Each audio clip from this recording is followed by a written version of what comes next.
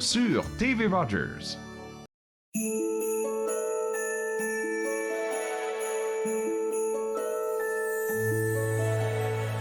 Vous regardez TV Rogers.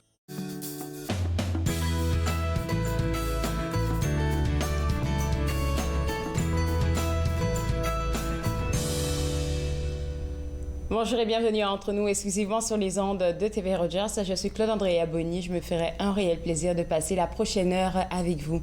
Aujourd'hui à l'émission, on va s'informer sur les prochaines portes ouvertes au CEPO et aussi on va discuter avec un auteur, un sociologue qui viendra nous parler de la différence entre les préjugés et les stéréotypes. J'ai beaucoup de questions à lui poser là-dessus. Et tout de suite, pour commencer, on va parler de quelque chose d'inattendu. Et alors, inattendu, juste pour vous mentionner que inattendu, Trésor surprenant de Bibliothèque et Archives du Canada, c'est le nom d'une exposition qui sera présentée très bientôt au Musée canadien de l'Histoire. Et avec moi, Forrest Passe, qui est conservateur à la Direction générale de la diffusion et engagement de Bibliothèque et Archives Canada. C'est quoi que tu fais comme travail? C'est quoi? Brièvement, je fais les expositions. Je fais partie d'une petite équipe. Nous sommes 6, je pense. Oui, 6. À Bibliothèque et Archives qui prend les objets de la collection et le mettent à la lumière pour le public. Donc, c'est ce que je fais et en effet, c'est mon emploi de rêve. C'est quelque chose que j'adore faire. Donc, Est-ce que Forrest, tu as étudié dans ça? Tu as étudié en histoire ou Oui, je suis historienne de formation et j'ai travaillé au musée depuis une décennie et à la Bibliothèque et Archives depuis 2019. Depuis 2019. Oui. Et les gens vont sûrement se demander, puisque j'ai mentionné que c'était une exposition qui sera présentée au Musée canadien de l'Histoire, pourquoi on parle avec quelqu'un de Bibliothèque et Archives du Canada? C'est parce que vous avez fait un partenariat pour cette exposition-là. Exactement. C'est un partenariat depuis 2015, je pense. 2015? Nous avons un partenariat avec le Musée canadien de l'Histoire pour présenter les expositions de Bibliothèque et Archives dans une galerie spéciale au musée. Nous n'avons pas une galerie à notre bâtiment, malheureusement, à ce moment. Donc, ça nous donne l'occasion pour présenter nos trésors au grand public. Est-ce que c'est seulement avec le Musée canadien de l'Histoire que le Bibliothèque et Archives travaille ou bien vous travaillez avec d'autres musées aussi? Non, nous avons quelques partenariats, un autre avec le Musée des Beaux-Arts, le Musée national des Beaux-Arts, et avec des autres institutions partout au Canada. Donc, nous prêtons et nous développons des expositions avec nos collections partout au Canada. Tu m'as dit que cette exposition-là, vous la préparez depuis avant la pandémie, mais je pense que la pandémie a mis une pause à tout votre travail. Mais l'idée est venue de qui cette fois? Est-ce que c'est venu du musée ou bien de bibliothèque? Ça vient de bibliothèque, oui. Okay. Oui. Les autres expositions, les expositions intérieures avec le musée ont traité l'histoire de l'enfance, l'histoire de la Confédération pour le 150e anniversaire en 2017 et l'histoire de l'immigration juive au Canada. Donc, une grande variété, mais pour cette exposition, c'est les affaires, les objets un peu inattendus, un peu inusités pour présenter. C'est quelque chose de fun. On va parler plus tard de qu'est-ce qui se trouve dans l'exposition là, mais c'est quoi que vous voulez que les gens retiennent en allant voir cette exposition là? Parce qu'on dit inattendu. On s'attend à quelque chose d'inattendu. Oui, exactement, quelque chose d'inattendu. Il y a d'objets dans notre collection. Quand on pense des archives dans la bibliothèque, on pense peut-être des documents officiels. Oui, beaucoup de documents. Oui, les affaires comme ça, les dossiers, avec un peu de poussière peut-être. Il n'y a aucune poussière dans nos facilités, mais on pense des dossiers, des boîtes, des lettres, des ordonnances, les affaires comme ça. Mais nous avons également dans notre collection beaucoup d'objets qui sont un peu inattendus, un peu inusités, un peu surprenants, parfois même un peu bizarres, qu'on n'entendrait peut-être pas voir dans une collection nationale comme la nôtre. Donc, ça, c'est une occasion pour les présenter et surtout pour souligner que ces objets un peu inattendus avoir des histoires précieuses à raconter liées à l'histoire du Canada et l'histoire du monde. Donc, l'objectif, en fait, avec cette exposition-là, c'est de pousser les gens à connaître un peu plus le Canada. Exactement. OK. Ouais. Ça vous a pris combien de temps, ton équipe et toi, pour réunir tous ces artefacts-là? Parce qu'il y en a beaucoup que les gens pourront voir. Oui, 2 ans, une année, parce que il faut savoir qu'est-ce qu'on doit bien sélectionner. Oui, ça a pris 3 ans. 3 ans? Oui, je suis avec Bibliothèque et Archives depuis 2019 et le travail a commencé même avant ça pour sélectionner ces artefacts. Parce que notre collection, il y a plus de 200 kilomètres des étages de documents, plus de presque un demi-million des objets d'art et des millions des photographies, les affaires comme ça. Donc, ça a pris beaucoup de temps pour choisir d'objets à propos pour cette exposition. Et avec la pandémie, c'était un peu retardé aussi. 3 ans, j'ai des questions à te poser, Forrest, mais je pense qu'on va prendre la pause. Puis juste après la pause, tu pourras m'expliquer comment on choisit des artefacts en 3 ans pour présenter ça dans une exposition. Restez avec moi parce qu'après la pause, on va avoir plus d'informations sur cette belle exposition qui s'en vient pour le 9 décembre au Musée canadien de l'Histoire. Regardez entre nous, exclusivement sur les ondes de TV Rogers.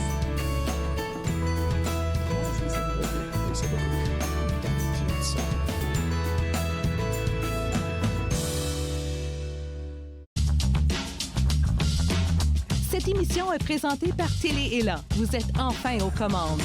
Pour en savoir plus, visitez rogers.com.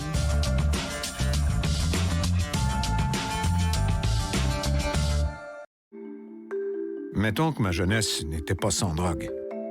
Je dis quoi, mon ado? J'aimerais qu'il vive sa jeunesse sans avoir peur de me parler de drogue. C'est possible? Choisir de vivre sa jeunesse sans aucune drogue, est-ce que c'est utopique?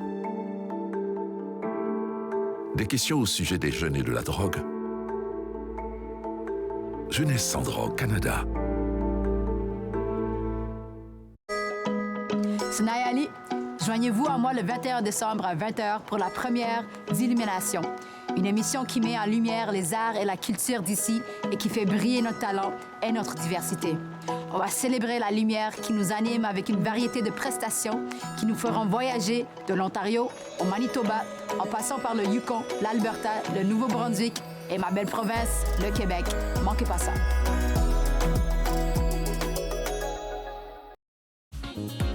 Très heureuse, Nathan Parle est de retour en studio, en présentiel pour la 22e saison. Je reçois toutes sortes d'invités. Soyez là, au rendez-vous à chaque semaine. Nathan Parle, mercredi 19h sur TV Rogers.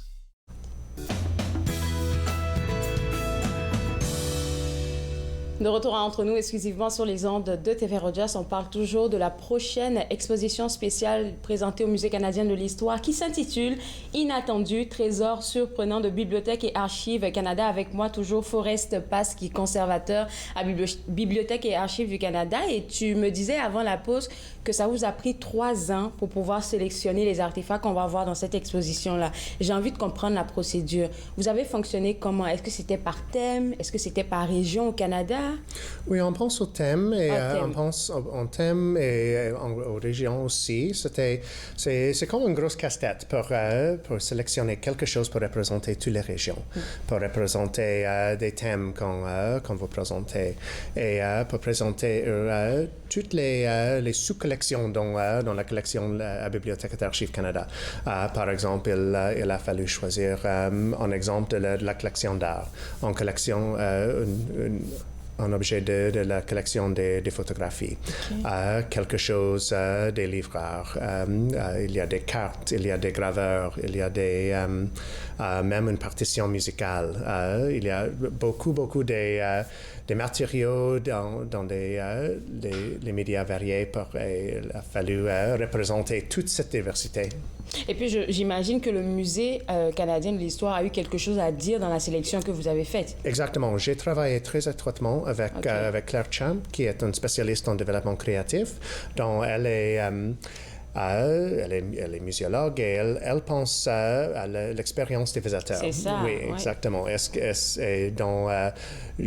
Parfois, quand j'ai proposé quelque chose, elle dirait peut-être il y a quelque chose qui serait plus intéressant à un public, peut-être quelque chose qui est plus intéressant aux enfants ou plus intéressant aux nouveaux Canadiens ou quelque chose comme ça. Aussi, oui, exactement. Oui, on pense au public et le grand public et c'est un public divers aussi. Divers, je suis très d'accord avec ça. Et puis on a parlé des 3 thèmes. Les 3 thèmes de cette exposition sont les merveilles, les secrets et les mystères. Si on va avec les secrets, j'ai vu dans les différents artefacts que vous allez proposer qu'il y avait des journaux intimes.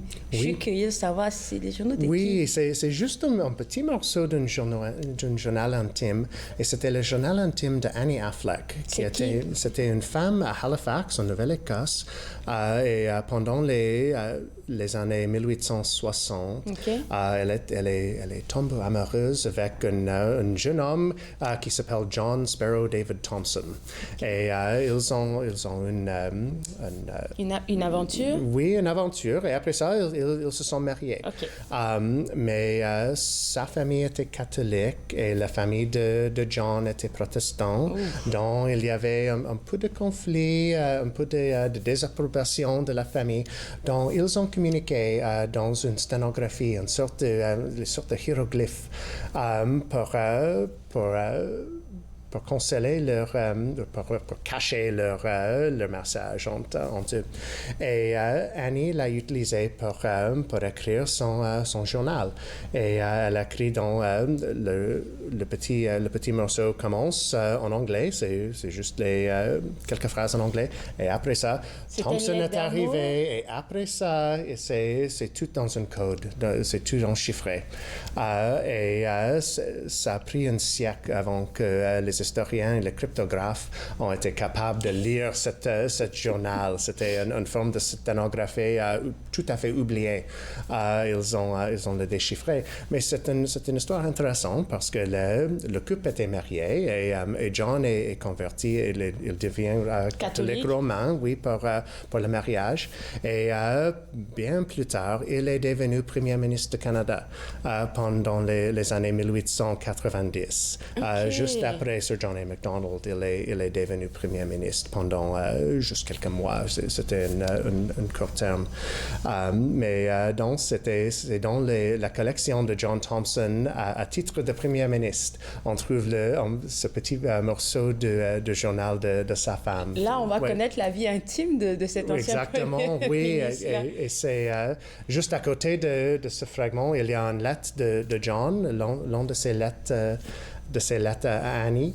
Et ça, c'est vraiment machi. C'est vraiment amoureux, cette lettre avec le déchiffrement. J'ai envie de demander, Forrest, la lettre disait quoi, mais je ne veux pas qu'on le dise parce que les gens doivent aller regarder l'exposition. Si tu me permets, on pourrait prendre une petite pause encore et puis juste après, on va continuer de dire qu'est-ce qui se trouve dans cette exposition-là. Bien sûr. Alors, pour vous autres à la maison, n'oubliez pas que cette exposition dont on parle, elle n'est pas encore disponible, donc pas besoin d'aller au Musée canadien de l'histoire. Elle sera seulement disponible le 9 décembre. Et si vous avez envie de savoir qu'est-ce qui va se passer encore à cette exposition, on en parle juste après la pause. Vous regardez Entre nous, exclusivement sur les ondes de TV Rogers.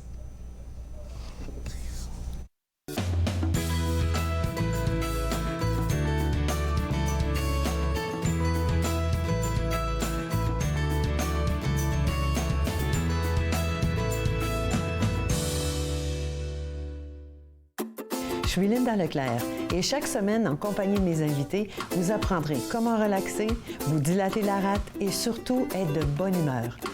Yoga du rire, dimanche 20h30 sur TV Rogers. Le Musée au Parc Vanier et le CECCE font appel à votre générosité. Le 11 décembre, de 15 à 19h, venez créer la magie Noël avec nous au Centre Richelieu-Vanier. Nous amassons des jouets et des dons pour les enfants de Vanier qui sont dans le besoin. Vivez une expérience féerique dans une atmosphère de bienveillance en apportant vos cadeaux. Au menu, emballage de cadeaux, bricolage, musique de Noël, feu de camp et bien plus encore. Pour plus de détails, visitez écolecatholique.ca/magie Noël. L'industrie canadienne du cinéma et de la télévision a besoin d'une main-d'œuvre plus diversifiée, qui offre plus de possibilités aux personnes noires, autochtones et de couleur. Embaucherdiversité.com est là pour ça. Que vous soyez débutant ou expérimenté dans le métier ou à la recherche de talent, Embaucherdiversité.com vous connecte avec les bonnes personnes, du scénario au développement et de la production à la commercialisation en passant par la distribution. Embaucherdiversité.com, ensemble pour une industrie plus forte. Je m'appelle Chef Marc Miron et je vous invite chaque semaine dans ma cuisine. Je vous ferai découvrir des recettes, des plats, des techniques provenant du monde entier. C'est à ne pas manquer. Passion Cuisine, lundi 13h30 sur TV Rogers.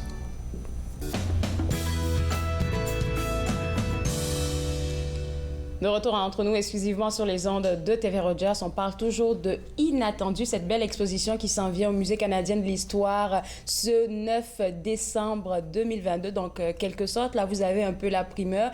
Avec Forespace, on parle toujours du contenu de cette exposition-là.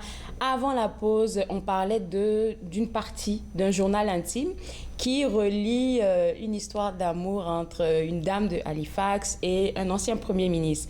Je ne vais pas dire le nom parce que tu l'as dit avant la pause, mais maintenant, on veut parler aussi d'un autre aspect des éléments de l'exposition. C'est une partition de musique et tu m'as donné le scoop dans la pause, c'est de Beethoven. Oui, exactement. C'est quelque chose vraiment rare. Il n'y a que, je pense, 300 manuscrits de Beethoven partout au monde, et ça, c'est le seul au Canada. Et c'est vraiment le seul aussi avec une connexion canadienne, un lien avec le Canada. C'était une petite partition, c'est comme ça, c'est très petit, c'est juste quelques barres, mais c'était écrit à la main par Beethoven, par un amateur canadien de Beethoven, un professeur de musique de la ville de Québec, qui est allé en Europe en 1825. Pour le rencontrer? Pour le rencontrer. Elle a rencontré Beethoven et quelques autres compositeurs aussi. Et Beethoven l'a écrit cette petite composition. Elle s'appelle Freudig des Leben. C'est vraiment court, mais c'est une belle composition. Et la manuscrit est revenue au Canada avec ce professeur, Theodore Molt. Et enfin, il est devenu partie d'une collection privée d'un collectionneur à Montréal qui s'appelle Lawrence Land. Okay. Et de Lawrence Land, il est venu dans la collection de Bibliothèque d'Archives Canada. Pour pouvoir être bien protégé et bien gardé. Oui. Alors, on va parler d'un autre élément, c'est des peintures. Des peintures, je pense qu'on en a beaucoup, de plusieurs artistes ici au Canada. Donc, comment s'est faite la sélection? Oui, pour les peintures, nous en avons, je pense que c'est 400 000 peintures. À Bibliothèque d'Archives. 400 000 peintures? Oui. Des peintures, les autres objets d'art. Ce ne sont pas toutes les peintures, sont les dessins aussi, les aquarelles, des autres objets d'art, mais beaucoup d'art documentaire qui présente l'histoire du Canada, les paysages, les personnages de l'histoire canadienne. La peinture qu'on va dévoiler dans l'exposition s'appelle un tableau de loge, et c'est un tableau peinturé à l'huile sur canevas pour raconter ou pour enseigner les secrets de l'ordre franc-maçonnique. Donc, c'est une peinture du début du 19e siècle qui a été faite pour une petite loge dans la région d'Ottawa, à Burt's Rapids. Et c'est vraiment un bel objet. C'est une peinture de 2 mètres. C'est vraiment grande. Et ça présente les mystères de l'ordre franc-maçonnique pour instruire les initiés. Donc, ça paraît un peu bizarre, mais c'est... Et puis en plus, au début du 19e siècle, c'est beaucoup d'informations peut-être qu'on va avoir dessus. Oui. En plus des peintures, il y a des gravures aussi, il y a des photographies. Des photographies, est-ce que c'est des photographies des personnes? Parce qu'on parle de partout au Canada, est-ce que c'est des personnes ou c'est juste des environnements, des paysages? Nous avons des photographies des personnes, des paysages dans la collection. Des photographies de toutes sortes. Mais dans l'exposition, la photographie que nous avons choisie pour mettre en valeur, c'est une photographe panoramique d'un bataillon, une compagnie de l'armée canadienne pendant la Première Guerre mondiale. Mais ils ont une mascotte. Il y a un chien dans la photo. Ça c'était assez commun pour les photos des compagnies. Mais le chien apparaît d'avoir 11 pattes. 11 pattes? Oui, 11 pattes. Il a comme un peu de chenille canine avec cette compagnie. Et c'était faute de la technologie de photographe panoramique de l'air. Ils ont pris le photographe et on a pris plusieurs exposeurs pour faire la photographie, mais le chien a marché pendant les exposeurs, donc on l'appelle... Donc, c'est pas un chien qui a 11 pattes en vrai, c'est l'erreur du photographe exactement. Donc, c'est quelque chose pour souligner c'était une technologie de pointe à l'époque, pendant la Première Guerre mondiale, mais il y avait toujours des affaires à résoudre pour le perfectionner. Et toutes ces histoires que tu nous racontes en rapport avec ces différents artefacts-là, est-ce que c'est des histoires qu'on va pouvoir lire? Parce que j'imagine un photographe qui se retrouve devant cette photographie avec le chien à 11 pattes, là. J'imagine qu'il va rire parce que... Oui, exactement. Il y a des faits pour faire rire, mais il y a toujours une explication pour que les gens apprennent les histoires que ces objets un peu drôles, un peu bizarres, un peu inusités, pour raconter de l'histoire du Canada. Donc, c'est sûr que vous voyez déjà, là, j'ai même pas vu la photo, je pars à rire, là. Donc, imaginez que vous allez aller voir cette exposition-là, vous allez rire, peut-être que vous serez peut-être ému, il y en a peut-être qui vont avoir des larmes. Alors, toi, personnellement, Forrest, quand tu as travaillé durant pratiquement 3 ans maintenant pour cette exposition-là, qu'est-ce que toi, ça t'a apporté comme personne? J'étais pour une nouvelle employée de Bibliothèque et Archives Canada parce que j'ai commencé, j'ai commencé en 2019 et c'est ma première exposition pour Bibliothèque et Archives Canada. Donc, c'était une bonne initiation à la collection et toute sa diversité, toutes les affaires... les objets un peu bizarres, un peu inconnus, un peu inattendus. C'était vraiment bon pour moi de voir tout ce que les Canadiens puis les Canadiennes ont créé pendant le passé et les affaires qu'on ne rencontre pas à la quotidienne. Oui, à la quotidienne. Ben, merci beaucoup d'avoir partagé tout ça avec nous. Et puis, sincèrement, j'ai ri là avec cette histoire du chien à 11 pattes. On va inviter les gens à aller voir cette exposition-là qui n'est pas encore disponible, mais vous avez la primeur à partir du 9 décembre 2022. Elle sera officiellement disponible au Musée canadien de l'histoire et cette exposition s'appelle Inattendu. On va prendre une pause et juste après la pause, on va parler du racisme. Je vais dire ça comme ça, on va parler du racisme. Vous regardez Entre nous, exclusivement sur les ondes de TV Rogers.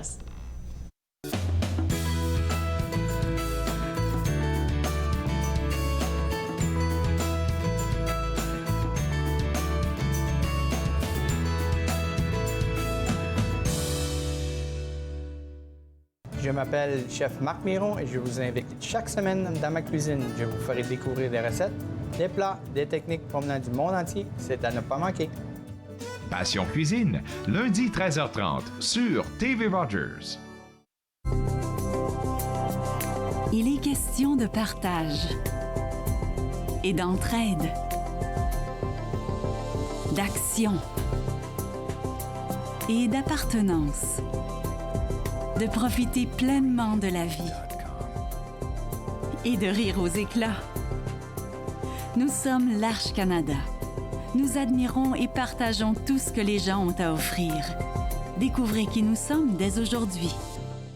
Le Musée au Parc Vanier et le CECCE font appel à votre générosité. Le 11 décembre, de 15 à 19h, venez créer la magie Noël avec nous au Centre Richelieu-Vanier. Nous amassons des jouets et des dons pour les enfants de Vanier qui sont dans le besoin. Vivez une expérience féerique dans une atmosphère de bienveillance en apportant vos cadeaux. Au menu, emballage de cadeaux, bricolage, musique de Noël, feu de camp et bien plus encore. Pour plus de détails, visitez écolecatholique.ca/magie Noël.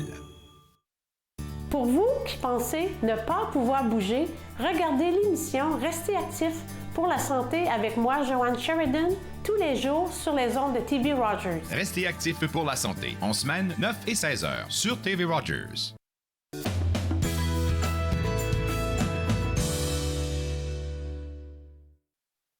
TV Rogers, oui, avant la pause, j'ai dit qu'on allait parler de racisme. Et quand on parle de racisme, il y a deux mots qui entrent dans ce mot-là. Je parlerai des préjugés et des stéréotypes. Et les stéréotypes et les préjugés, c'est le thème d'une conférence présentée par l'ACFA. Et l'ACFA, c'est l'Association canadienne pour la promotion des héritages africains. Et le conférencier sera M. Frédéric Boiron, qui est auteur et sociologue. Et je dirais qu'il porte plusieurs chapeaux. C'est quelqu'un qui est connu de la communauté, que je ne connaissais pas personnellement, mais il me fait plaisir de parler avec vous. Et ce matin, j'ai envie de vous poser la question, c'est quoi la différence entre un préjugé et un stéréotype? Bonjour.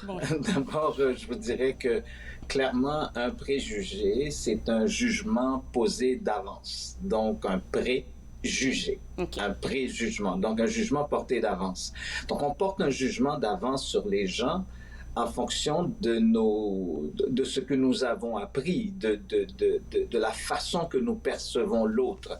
Et souvent, cette façon que nous percevons l'autre, ça fait partie d'un ensemble de choses qui composent notre environnement. Notre éducation, il y a des choses dans nos livres d'école, il y a des choses qu'on entend. La chanson, les musiques, les images, la télévision, des vieux films qui présentent les gens d'une façon ou d'une autre. Les femmes, les personnes de différentes communautés sexuelles, les communautés noires, les communautés arabo-musulmanes, les médias, particulièrement le cinéma, la télévision, a toujours eu cette façon de présenter les gens qui fait que nous avons un jugement que nous portons sur eux, mais qui dépend justement de ce qui nous a été transmis comme héritage. En ce qui a trait maintenant aux stéréotypes, les stéréotypes sont construits justement en fonction de ces préjugés-là. Ce sont ces préjugés qui nous aident à construire ces stéréotypes. C'est-à-dire que quand je vois quelqu'un qui est noir, par exemple, je me dis que s'il est noir, il devrait être quelque chose de précis. Donc, je le stéréotype, je le classe en fonction de quelque chose. C'est le cas, par exemple, quand on parle de profilage racial. C'est-à-dire le profilage racial, c'est un véritable cas de stéréotype. C'est-à-dire que quand on voit la personne, on se dit, si cette personne-là conduit une voiture de luxe, il est jeune, il est noir, probablement qu'il n'a pas les moyens de se le payer. Donc ça, c'est un stéréotype, mais basé sur des préjugés. C'est tellement clair et précis. Qu'est-ce que vous venez de dire là? Et parlant des stéréotypes, ça construit des cultures dépendamment de où est-ce que c'est entretenu. Par exemple, je vais prendre un cas, on parle de racisme, je vais prendre une communauté, par exemple, blanche qui a des stéréotypes sur des personnes noires. Donc, ça va créer une forme de culture qui va se transmettre de génération après génération. Et puis, je pense que ça n'arrête jamais. Justement, c'est tout ça que nous devons combattre. Non pas les individus, mais toutes les conditions qui font que les gens ont des stéréotypes, ont des comportements racistes. Moi, je dis qu'il ne faut pas attaquer le problème en essayant de dénicher des racistes, d'identifier des personnes qui sont racistes. Il faut identifier tout ce qui nous amène, chacun de nous, incluant vous et moi, à avoir justement des préjugés et à avoir des comportements racistes. C'est pas parce qu'on a... J'ai écrit un rapport qui dit que on n'a pas besoin d'être raciste pour avoir des comportements racistes. Je pourrais dire la même chose. Je pourrais dire qu'on n'a pas besoin d'être misogyne pour avoir des comportements misogynes, des comportements sexistes, par exemple. Donc, maintenant, qu'est-ce qui fait qu'on a ce genre de comportement? Justement, c'est ce qu'on a reçu comme héritage dans notre culture. C'est aussi souvent ce qu'il y a dans les lois, dans les règlements. Quand on parle, par exemple, de services de police, par exemple, il faut se rappeler qu'au Canada, jusqu'en 1984, pour être policier, il fallait mesurer 5 pieds 8. Donc, il y a une image de ce qu'est le policier. Donc, à 5 pieds 8, il faut se dire que les communautés autochtones ne mesurent pas 5 pieds 8. Oui. Ce n'est pas la moyenne. La même chose pour les communautés asiatiques. Plusieurs communautés noires ne mesurent pas 5 pieds 8. La même chose pour les communautés latino-américaines. Donc, ça va donner une image de la police. Ça va exclure des gens de la police. Et ce n'est pas parce que depuis 1984, qu'on a changé ce règlement et que maintenant la taille n'est plus un critère, que ça veut dire pour autant qu'il ne reste pas des traces de ce règlement à l'intérieur de la culture de l'organisation. Alors, comment vous pensez qu'on peut changer ce genre de mentalité-là? Parce que malheureusement, oui, il y a beaucoup de choses qui sont faites, mais j'ai l'impression que ça sera une bataille d'une éternité. Oui, mais c'est une bataille permanente. Toutes les batailles sont des batailles permanentes. Nous n'allons rien gagner, ma génération ni la vôtre. Nous allons faire des pas vers l'avant, mais nous n'allons pas stopper le racisme tant qu'il y aura des personnes de différentes communautés ethniques qui devront vivre ensemble. Ce que nous devons travailler, ce n'est pas de commencer à étiqueter l'un et l'autre, mais plutôt de dire comment on fait pour travailler sur des comportements, comment on fait pour avoir dans des organisations des gens représentatifs, pour que l'organisation soit représentative du tissu social et que justement parce que cette organisation est représentative du tissu social, elle peut se permettre de se poser des questions parce qu'il y aura des gens à l'intérieur de l'organisation pour poser des questions. Même chose pour les femmes, même chose pour les communautés LGBTQ, même chose pour les communautés racisées. Donc comment on fait pour intégrer ces gens, mais accepter que les gens rentrent dans l'organisation et que c'est aussi leur droit de questionner le fonctionnement de l'organisation. Et vous savez, on parle de racisme systémique. J'aime bien donner l'exemple de François Legault, qui dit, le premier ministre du Québec, qui dit qu'il n'y a pas de racisme systémique, mais qu'il y a des racistes. Alors, moi, je dis, François Legault, jusqu'à maintenant, depuis qu'il a dit ça en 2020, on est en 2022, jusqu'à présent, il ne nous a pas présenté un seul raciste. D'accord? Un seul. Pas un. Moi, je dis que oui, il y a des racistes, mais il y a plus de gens qui ont des comportements racistes qu'il y a de racistes. D'accord? Mais moi, je peux vous présenter des milliers de personnes qui ont des comportements racistes, incluant vous, incluant moi, incluant toutes les personnes qui nous regardent aujourd'hui. D'accord? Alors ça, à ce moment-là, c'est plus facile de dire, maintenant, est-ce qu'on peut ouvrir la conversation avec les gens si les gens acceptent qu'effectivement, ils ont des comportements qui peuvent être discriminatoires. Donc, des comportements racistes, misogynes, antisémites, homophobes, etc. Donc, c'est plus facile d'aller dans ce sens-là. Maintenant, encore une chose que François Legault a dit, qui est extrêmement important, quand il a présenté des excuses à la famille de Joyce Echaquan, il a dit que les communautés autochtones avaient subi de la discrimination et que cette discrimination avait laissé des blessures profondes et des traces. Mais c'est ça le racisme systémique. C'est les traces qui restent dans nos organisations, c'est les traces qui restent dans nos lois, qui étaient racistes il y a quelques années, il y a 30 ans, il y a 100 ans, mais qui sont encore là, ça reste. Je vous ai donné l'exemple de cette taille pour les policiers, mais c'est une trace qui reste dans l'organisation policière au Canada. Jusqu'à présent, quand vient le temps d'embaucher des policiers, ben, on les regarde, puis on voit bien qu'il y a encore de la discrimination avec les aînés. Moi, il y a toujours une question que je me pose et je pense que ma question, elle est légitime vu le contexte dans lequel moi je suis. Parce que moi, je ne vis pas... Peut-être que je pense que oui, sûrement que j'ai déjà reçu de la part de quelqu'un des comportements racistes, mais ça ne veut pas autant dire que la personne est raciste. Et moi, ma question, elle vient au point où je me demande comment nous, on doit, en tant que personne racisée, on devrait se comporter. Est-ce qu'on doit toujours être dans la bataille? Parce qu'après, ça crée un mur entre nous et la personne en face. C'est comme il faut toujours être en train de batailler. Mais vous savez, la plupart des gens qui vont avoir envers vous des comportements racistes ne savent pas que ce comportement vous a blessé. Parce qu'ils ne se posent pas cette question. C'est vrai. Parfois, les gens vont avoir l'impression que c'est la meilleure façon d'ouvrir une conversation.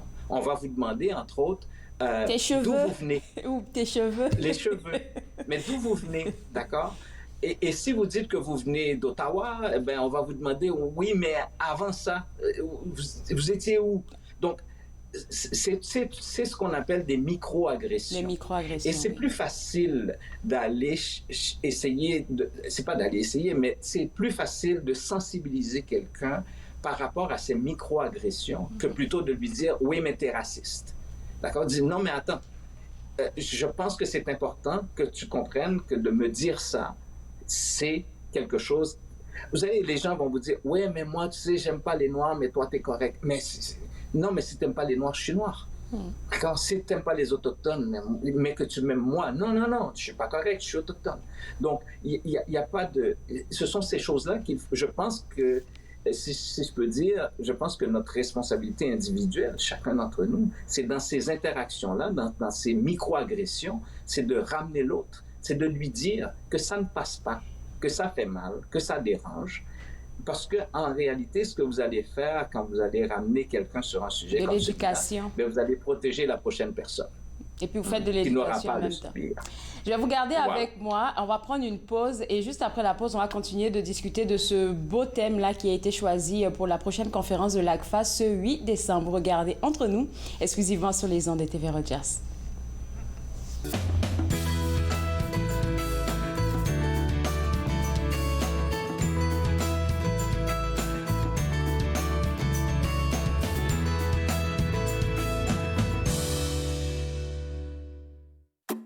Je suis Linda Leclerc et chaque semaine, en compagnie de mes invités, vous apprendrez comment relaxer, vous dilater la rate et surtout être de bonne humeur.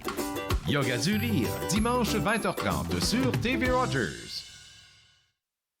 Le Musée au Parc Vanier et le CECCE font appel à votre générosité. Le 11 décembre, de 15 à 19h, venez créer la magie Noël avec nous au Centre Richelieu-Vanier. Nous amassons des jouets et des dons pour les enfants de Vanier qui sont dans le besoin. Vivez une expérience féerique dans une atmosphère de bienveillance en apportant vos cadeaux. Au menu, emballage de cadeaux, bricolage, musique de Noël, feu de camp et bien plus encore. Pour plus de détails, visitez écolecatholique.ca/magie Noël. L'industrie canadienne du cinéma et de la télévision a besoin d'une main-d'œuvre plus diversifiée, qui offre plus de possibilités aux personnes noires, autochtones et de couleur. Embaucherdiversité.com est là pour ça. Que vous soyez débutant ou expérimenté dans le métier ou à la recherche de talent, Embaucherdiversité.com vous connecte avec les bonnes personnes, du scénario au développement et de la production à la commercialisation en passant par la distribution. Embaucherdiversité.com, ensemble pour une industrie plus forte. Je m'appelle Chef Marc Miron et je vous invite chaque semaine dans ma cuisine. Je vous ferai découvrir des recettes, des plats, des techniques provenant du monde entier. C'est à ne pas manquer. Passion Cuisine, lundi 13h30 sur TV Rogers.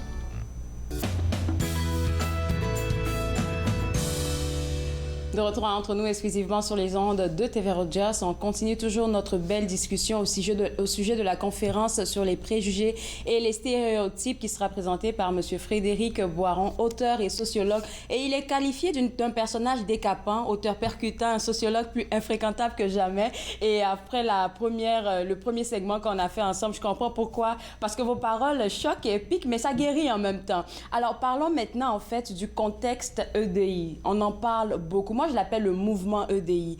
Qu'est-ce que vous pensez de ça? C'est très intéressant et c'est très important. Sauf que c'est sûr que ce genre de choses sont souvent remises en question parce qu'on se dit que, bon, encore une fois, on va donner des avantages à certaines personnes et d'autres, etc. Mais le mouvement EDI, puisque vous l'appelez comme ça, mais ce sont des mouvements de correction des inéquités. Il faut le regarder comme ça. C'est un mouvement de correction des inéquités. Mais c'est clair que quand les gens viennent dire que nous sommes victimes, si vous voulez, de certaines inéquités, mais ceux qui ont déjà les privilèges ont souvent l'impression que c'est quelque chose qu'on vient leur enlever pour donner à d'autres. En fait, c'est faux. On n'enlève rien à personne avec le mouvement EDI. On n'enlève rien à personne. Ce mouvement ou les programmes d'équité et diversité en emploi, leur objectif, c'est d'amener tout le monde au même niveau. Oui. Et au même niveau. Et non pas de dire, ben tiens, puisque les personnes autochtones ont été désavantagées, on va les faire dépasser. Non, c'est pas ça. Merci. C'est tout simplement de ramener tout le monde au même niveau. Donner les mêmes opportunités d'atteindre les mêmes niveaux, en fait. Alors, ce qui bloque dans les systèmes, c'est pas seulement que les gens ne se rendent pas, c'est qu'il y a un ensemble d'obstacles dans les parcours. Et s'il y a un élément qui nous permet de comprendre de ce dont il est question, et vous le savez sûrement très bien, c'est la notion du plafond de verre.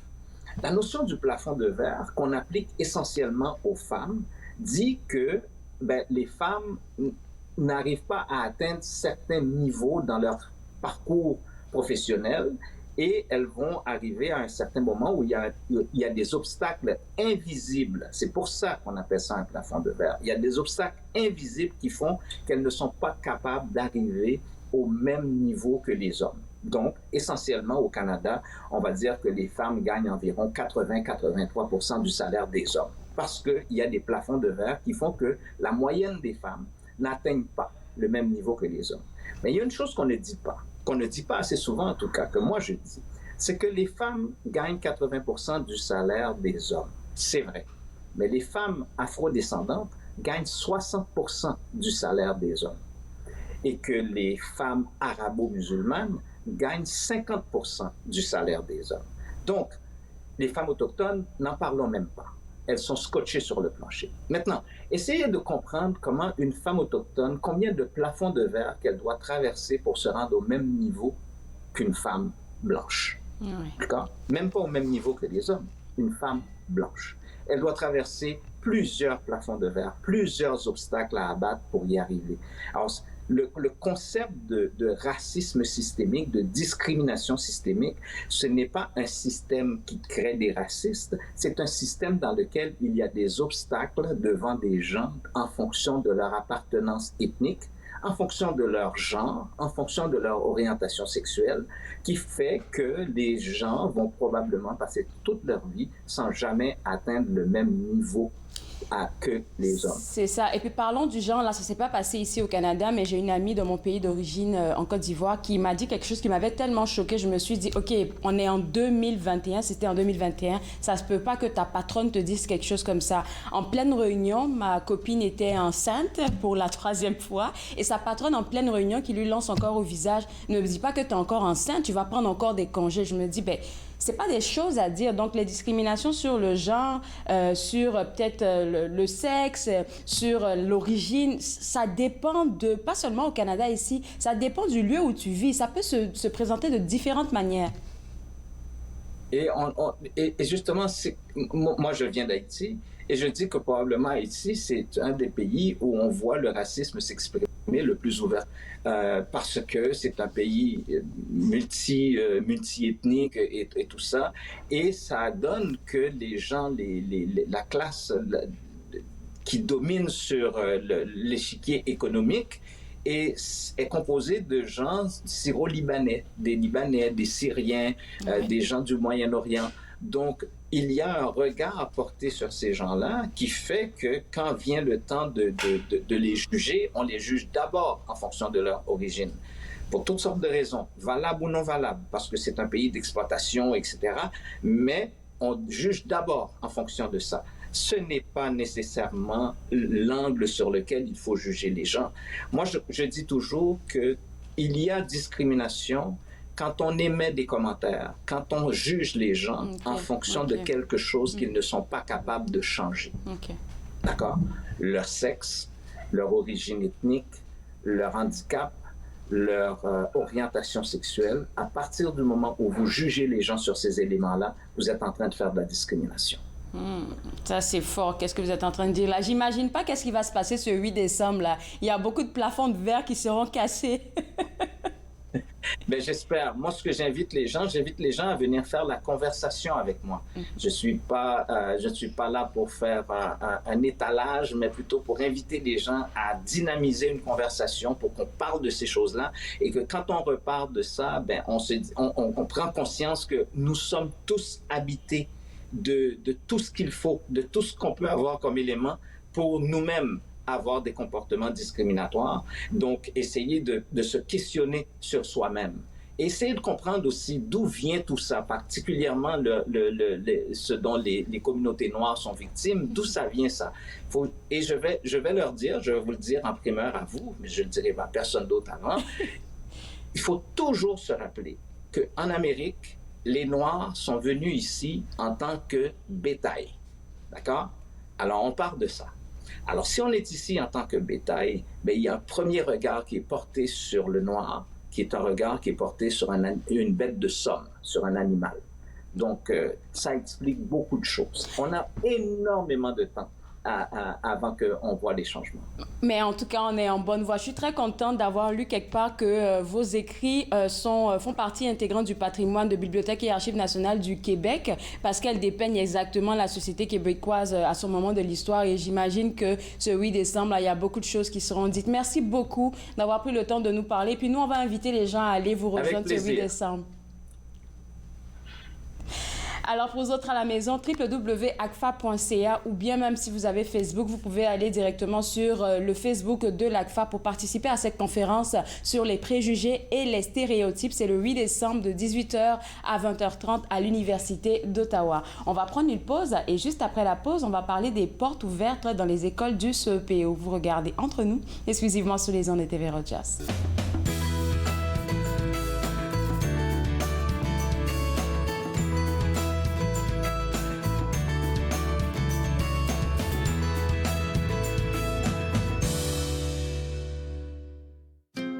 Joignez-vous à moi et mes invités alors qu'ils partagent leurs souvenirs culturels et culinaires de pays à travers le monde.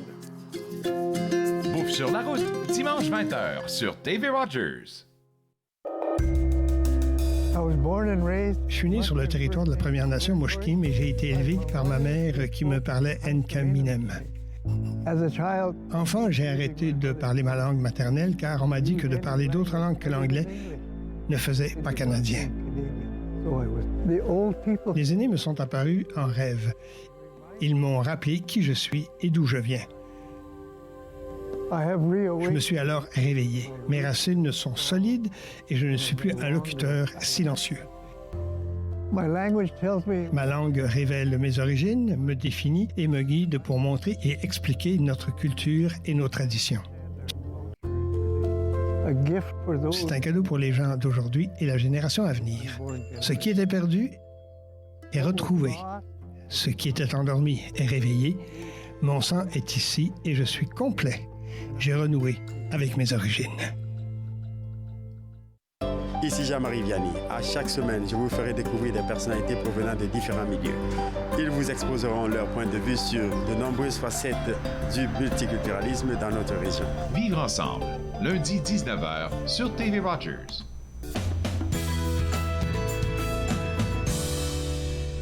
De retour entre nous exclusivement sur les ondes de TV Rogers, on parle maintenant des journées portes ouvertes dans les écoles du CEPO et avec moi, Karta Kwata, Elle Habibi, qui est conseillère en communication et marketing au CEPO. Je ne sais pas si tu as eu l'occasion d'écouter ma conversation avec mon invité précédent, mais il parlait de racisme, de comment on essaie de mettre tout le monde au même niveau. Et vous le faites au CEPO tellement bien avec le café communauté parce que ça permet aux nouveaux arrivants de trouver un point de chute et puis de trouver des personnes avec qui parler. Oui, absolument. Ben, merci pour l'invitation. Le Café Communauté est une initiative du CEPO qui a pour objectif justement d'offrir des ressources aux familles qui viennent de s'installer au Canada. Donc les familles ont l'occasion de se retrouver pour découvrir un ensemble de ressources communautaires qui peuvent justement faciliter leur intégration. Et vous faites bien ça. Ben, ces ateliers sont animés par des spécialistes et des organismes communautaires qui accompagnent les nouveaux arrivants sur différentes thématiques. Par exemple, notre prochain Café Communauté aura lieu dans quelques jours, le 17 décembre, de 10h à midi. En présentiel. La thématique va être l'hiver au Canada. L'hiver, oui. Soyez prêts. ça sera l'occasion d'expliquer aux familles comment s'outiller pour affronter l'hiver, comment profiter des activités pendant l'hiver. Puis c'est gratuit et c'est ouvert pour tous. Ouvert pour tous, gratuit et ouvert pour tous. Merci beaucoup pour l'information. Et puis là, avant de parler des journées portes ouvertes, j'ai envie de savoir, en tant que parent qui regarde en ce moment cette émission-là, pourquoi est-ce que je devrais choisir l'une des écoles du CEPO pour mon enfant? Je vais vous parler un petit peu des particularités de notre conseil. Donc, au CEPO, on a comme mission d'accueillir tous les élèves à la recherche d'une éducation en langue française, dans un environnement inclusif et ouvert sur le monde. Nos élèves sont d'ailleurs le portrait parfait de la société canadienne et dans nos écoles, ils baignent justement dans cet environnement de diversité qui est non seulement une réalité de notre société aujourd'hui, mais aussi une grande richesse qui apporte tellement à nos élèves. Nos écoles ont aussi à cœur d'assurer le bien-être des élèves à travers différents programmes, des approches pédagogiques qui vont s'adapter au rythme du développement de chacun des élèves. On a différents programmes en robotique, en technologie, en musique, en sport. Certaines de nos écoles aussi offrent des pédagogies différenciées telles que Waldorf, Reggio Emilia. Puis aussi au niveau du secondaire, nos écoles offrent ce qu'on appelle des majeurs haute spécialisation qui leur permettent de développer des compétences dans un secteur d'activité de leur choix. On a par exemple des MHS en santé bien-être, en agriculture, en affaires. Donc chacune de nos écoles a ses propres spécificités et les portes ouvertes sont justement l'occasion de venir découvrir ce que chacune d'entre elles à offrir. Et puis, je pourrais dire que dans les écoles du CEPO, vous formez des leaders de demain parce que vous les impliquez dans les activités communautaires et je pense que c'est super important que ces jeunes-là, au fur et à mesure qu'ils grandissent, ils aient à cœur la communauté, le bien-être de la communauté francophone en particulier. Je pense que j'étais le 2 décembre au déjeuner des flocons de neige au centre Pauline Charon et j'ai vu quelques de vos élèves en train de servir de café, en train de servir des gens avec le sourire. Absolument, ben c'est le quotidien dans nos écoles au sein de notre conseil. Puis je voulais aussi ajouter donc par rapport aux portes ouvertes, justement juste histoire de donner un petit peu plus de détails. Les portes ouvertes auront lieu entre le 1er et le 28 février 2023. Donc, OK. Oui, tout à fait, 2023. Donc, quand un parent ou un enfant doit faire le choix d'une école, ils doivent le faire en sachant ce que cette nouvelle école va pouvoir offrir comme programme. Comment se déroule une journée type? Quelles sont les activités qui sont offertes? Qu'est-ce qui distingue l'école? Donc, pendant les portes ouvertes, les parents vont pouvoir obtenir des réponses à toutes leurs questions en un seul et même endroit. Puis c'est l'occasion de découvrir nos écoles puis leurs particularités. Ils vont pouvoir rencontrer les équipes pédagogiques de l'école qui vont les renseigner sur les différents programmes, les valeurs de l'école, la routine. Puis c'est aussi une occasion de voir d'autres parents poser ces questions, puis aussi de profiter des questions qui sont posées par d'autres parents, surtout pour les familles qui Est-ce qu'on a des idées des questions que les parents se posent souvent? Je pense que la première question qu'un parent se pose, c'est comment va se dérouler une journée à l'école. Le parent a besoin d'imaginer comment va se passer la journée de son enfant à l'école. Il a besoin de voir aussi l'environnement dans lequel il va être, voir les personnes avec qui il va interagir au courant de la journée. Puis justement, pourquoi ils se posent ces questions? Parce que tout est nouveau pour eux. Donc les portes ouvertes vont leur permettre aussi un petit peu de les apaiser parce qu'ils auront des réponses à leurs questions et aussi parce qu'ils seront en mesure, comme je disais, de visualiser de façon très, très concrète l'environnement dans lequel l'enfant va évoluer, voir les personnes avec qui l'enfant va interagir au quotidien. Puis ça, c'est important, puis c'est rassurant pour un parent. Donc, oui, de pouvoir rencontrer le professeur, de pouvoir rencontrer les pédagogues, ça crée un lien direct, là. Ça crée un lien, puis le parent n'imagine pas, mais il vit un petit peu l'espace de quelques heures comment va vivre son enfant dans l'école. Donc, plus concrètement, les familles vont être accueillies au sein de l'école par l'équipe pédagogique. Chaque école a sa propre programmation concernant l'événement, mais de façon générale, l'idée est de se familiariser avec l'équipe, les programmes, visiter l'école, en savoir plus aussi sur le processus d'inscription et même remplir un formulaire de demande d'inscription sur place s'ils le souhaitent. Donc voilà, puis on encourage aussi les parents à venir avec les enfants certains parents vont venir tout seuls, mais on encourage vraiment les parents à venir avec les enfants parce que ça leur permet aussi de voir leur future école.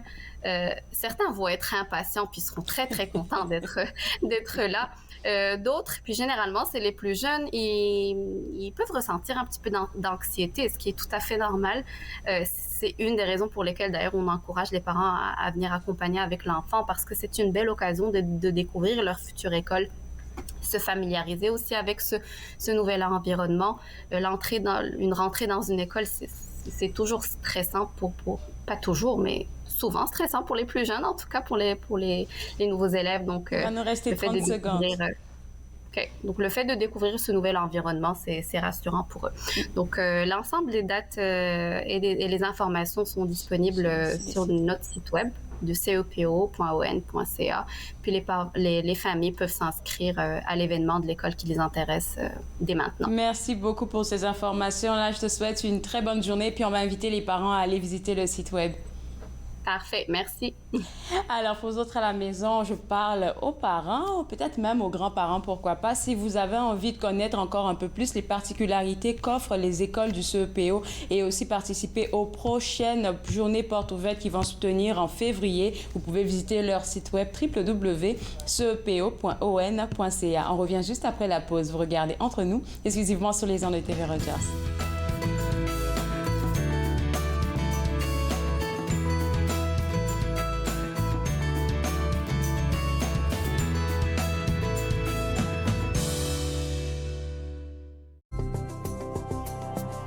Il est question de partage et d'entraide, d'action et d'appartenance, de profiter pleinement de la vie et de rire aux éclats. Nous sommes l'Arche Canada. Nous admirons et partageons tout ce que les gens ont à offrir. Découvrez qui nous sommes dès aujourd'hui. Exposés, discours, conférences, c'est à Podium que vous les retrouverez. L'écriture est pour moi ma respiration. Apprendre à bien vivre avec une maladie chronique, c'est un processus. Podium, dimanche 16h sur TV Rogers.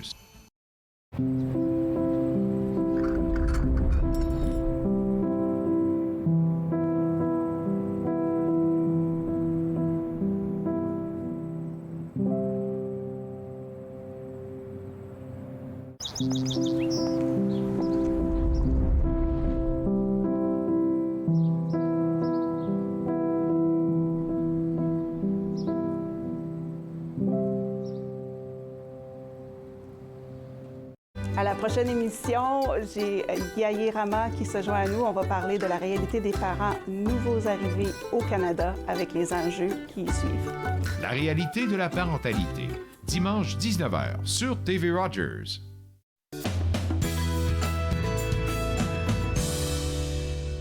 De retour entre nous exclusivement sur les ondes de TV Rogers. Juste vous rappeler que ce jeudi 8 décembre, il y aura une conférence sur les préjugés et les stéréotypes qui est organisée par l'ACFA et ça sera à l'Université d'Ottawa de 18h à 20h30. Plus d'informations, vous pouvez visiter leur site web www.acfa.ca ou bien même visiter leur page Facebook pour avoir plus d'informations. Je pense que c'est gratuit, vous avez juste à vous inscrire. Deuxième information pour vous, elle concerne le musée au Parc Vanier qui, pour la première fois, fait une collecte de jouets.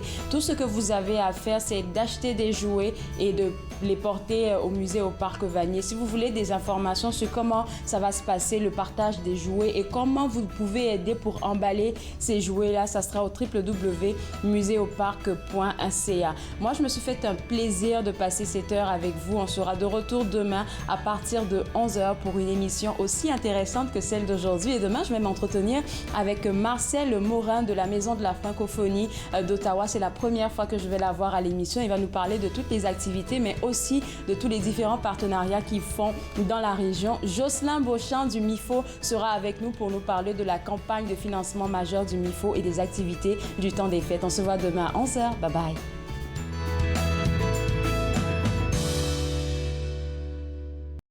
Faites-nous part de vos commentaires en composant le 613-521-2323 par courriel sur Facebook et Twitter.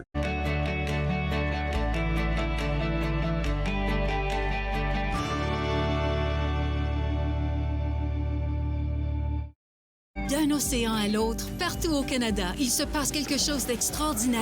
C'est le temps d'exprimer votre soutien, le temps d'en parler, le temps d'affirmer votre engagement à l'égard de la conduite sobre et sécuritaire. Faites comme des milliers de Canadiens et fixez un ruban rouge à un objet ou à une personne qui vous est chère. Et prenez le temps d'avoir une vraie conversation sur la conduite avec capacité affaiblie. Opération Ruban Rouge de Mode Canada. Fixez-le, portez-le, montrez-le, partagez-le, vivez-le. Visitez le site mad.ca.